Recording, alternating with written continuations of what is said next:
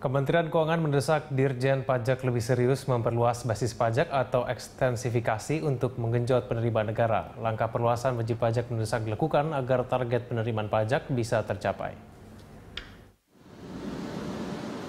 Persoalan perpajakan masih menjadi konsentrasi pemerintah untuk ditanggulangi karena lebih dari 80% pembiayaan belanja negara diperoleh lewat pajak. Sayangnya target penerimaan pajak selama ini selalu melesat karena Ditjen Pajak terlalu bergantung pada sektor perkebunan dan pertambangan. Padahal dalam 3 tahun terakhir harga komoditas terus menurun seiring terkoreksinya pertumbuhan ekonomi dunia. Untuk menyiasati kondisi itu, Menteri Keuangan Hatip Basri mendesak perlunya ekstensifikasi ke sektor-sektor yang mampu tumbuh saat ekonomi melambat. Antara lain, properti, keuangan, komunikasi, transportasi, dan sektor jasa lainnya. Dengan jumlah tenaga kerja yang tidak cukup, apa yang bisa dilakukan supaya penerimaan negara tetap bisa naik? Apakah efisiensi, apakah disiplin, apakah bagaimana mengurangi kebocoran? Ini yang harus kita lakukan, karena kita tahu bahwa tidak mungkin menambah aparat pajak 4 kali lipat hanya dalam waktu 1 tahun. Ini kendala, ini constraint yang tidak mungkin dirubah.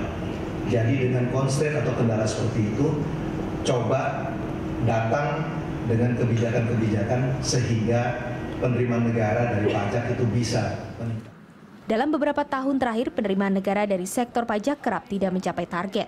Namun, Direktorat Jenderal Pajak Fuad Rahmani berdalih, persoalan itu akibat minimnya jumlah pegawai hingga menyulitkan upaya pengejar para wajib pajak. Terlebih, tingkat kepatuhan membayar pajak masyarakat masih sangat rendah. Juga nggak semua sektor yang melambat kan, ada sektor-sektor yang juga tetap cukup tinggi pertumbuhannya seperti jasa keuangan ya, sektor konstruksi dan propertis, ya dia lebih melambat dibandingkan tahun lalu, tapi lumayan masih agak cukup tinggi juga.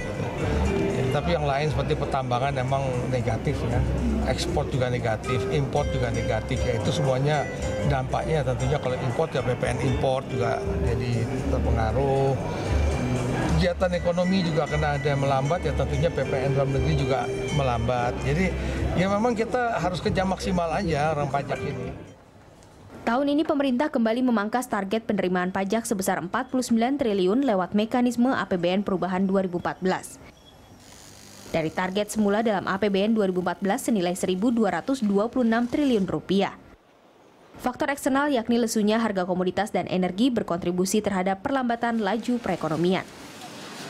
Rizky Syarif, Budianto, Berita 1, Jakarta.